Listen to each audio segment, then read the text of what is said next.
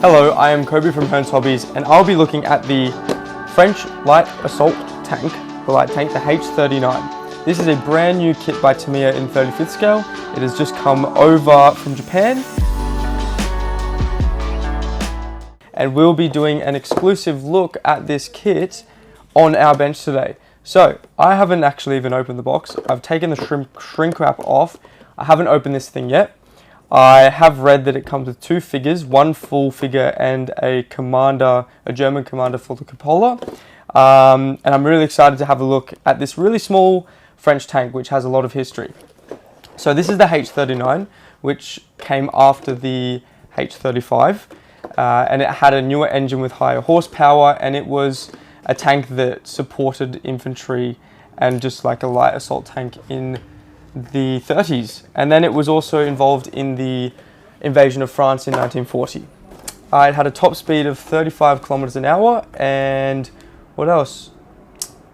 It was a support vehicle mostly when the Germans invaded for the B1 Bis, which, if you know your history, was like a really large, it's called like the Char, and it had two large guns on it. So they kind of got caught up with protecting those during the invasion, and then at the end, after a month and a half, France surrendered, and these were handed over to Germany. So let's have a look in the box. We have got, I'm going to open this one because it won't be for sale, so I can come in and open it up and have a really good dig around in the plastic. So we have the turret. Let's have a look here at the detail on this thing. Nice cast texture out of the box. Always fun to really make it very thick with some Mr. Surfacer, but straight out of the box, that is really good effort by Tamiya. They've done really well with that. Probably why they've molded it individually, I'd say so. So we'll come in here and you can have a look. Some nice texture reflecting in the light. Alright, now we'll have a look at this one. So we have the hull, the bathtub style hull that needs to be built up here. And then we have the top of the hull here, which has nice armor texture on it as well, actually. Let's get in here and have a look at this. What's this say? Hotchkiss, which is actually the name of the brand that made them. So there was the Hotchkiss H35 and the Hotchkiss H39, which is this one. So it's really nice that they've added that lovely detail on the, I believe this is the rear end of the tank underneath. That should come up really nice. You've got all the nice armor texture all over. This thing would just be a whole lot of fun to build. It's a very small tank. I did a video on the Panzer I, I'm pretty sure it was, that Tamiya just released. And this would be an extremely complementary kit if you're into 35th scale armor, as they were both like light assault tanks. This is the French version.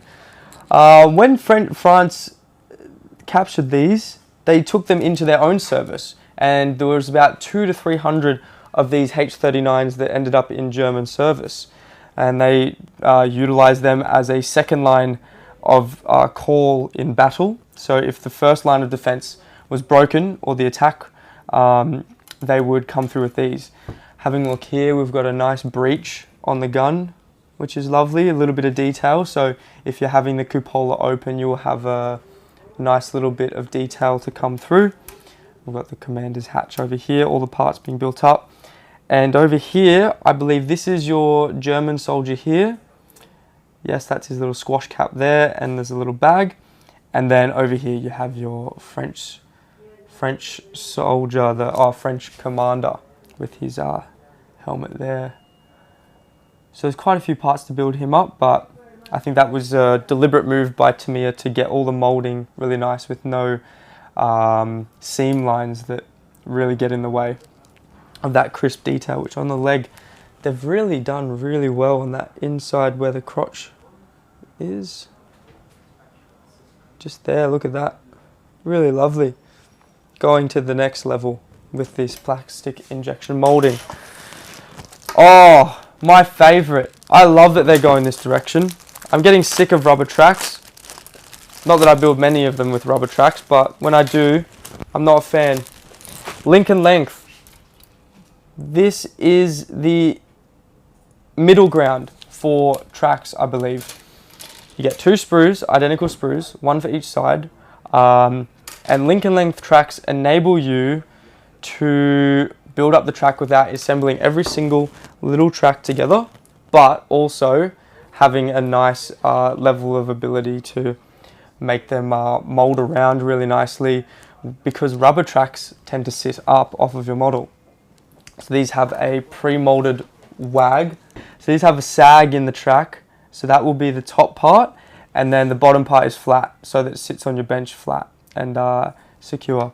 We also have really nice road wheels. Hang on, let me get something a bit more exciting than tracks in there. Here you go, have a look at that. As I said, this is just all the drivetrain. You've got like a really iconic, very noticeable idler wheel there, which is really, really cool. You've got your individual tracks up here, which look to be nicely molded. All right, enough of that. Let's go into the instructions. Wow, color diagrams. They're looking after us. Actually, I forgot to mention, you get polycaps and a chain. So in the photo, which we'll have a look on the box, it comes with a chain drooped down the side. So there you go. Actually, it's just here. I'll just show you now. So this is actually molded, and it's actually just like a real chain, which is really nice of them to do. So there's that, and you'll have polycaps for all of your idler wheels and sprockets and whatnot. Coming back out here, as I said, Germany used this tank after the surrender of France in 1940. So this would be an unknown German unit in January of 1945. That is how long they used these tanks for. They used them throughout the whole war, 5-6 years of usage of this tank. Well, actually, they surrendered in 45, so not 6 years. But 5 years of service. After they used them in France, there was a supply shortage up on the Eastern Front, which we all know was an absolutely brutal battle for Stalingrad and Kursk. Kursk had the most amount of tanks lost in a battle. They sent these up to the Eastern Front, so they were recycling a lot of materials, even at that point in the war, 1942. So this is a very noticeable tank, and this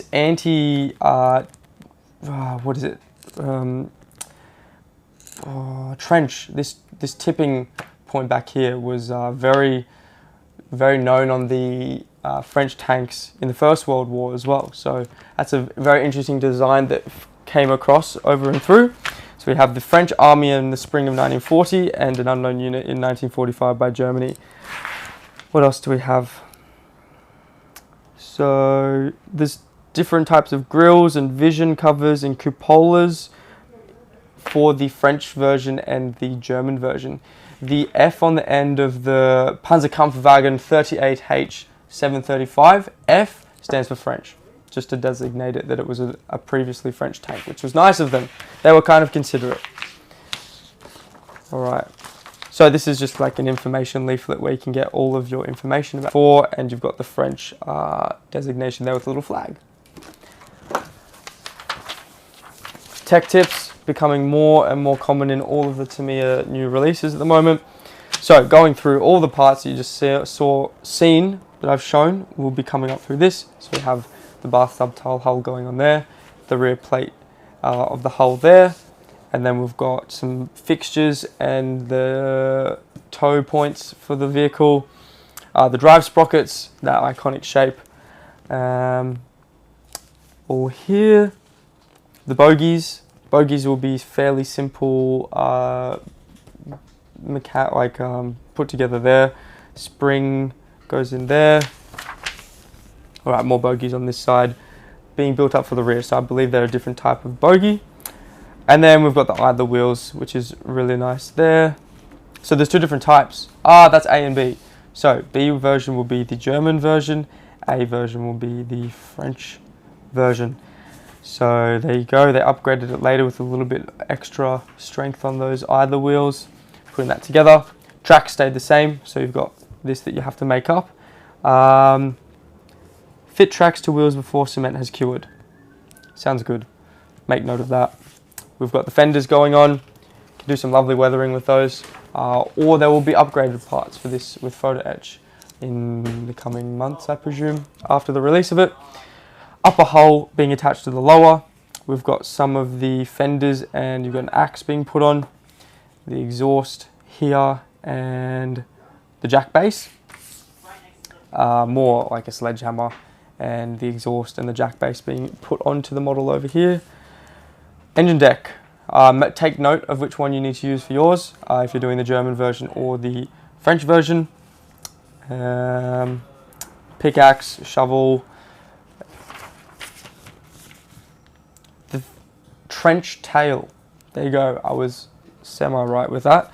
We have the trench tail here, which is a very World War I type thing on a French tank, but they kept it on the H39, which is really cool. It gives it a really unique look.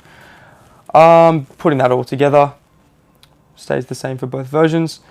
You need to cut the chain, apparently. You need to make two, and then you're going to be putting it together and drooping it all the way across from the rear to the front. So that's really nice of Tamiya to cater to that. Or you can also leave off for the German version. Oh well, they're saying to leave it off on the German version. They might have had the chain. You can do some weird and wonderful things with it if you like.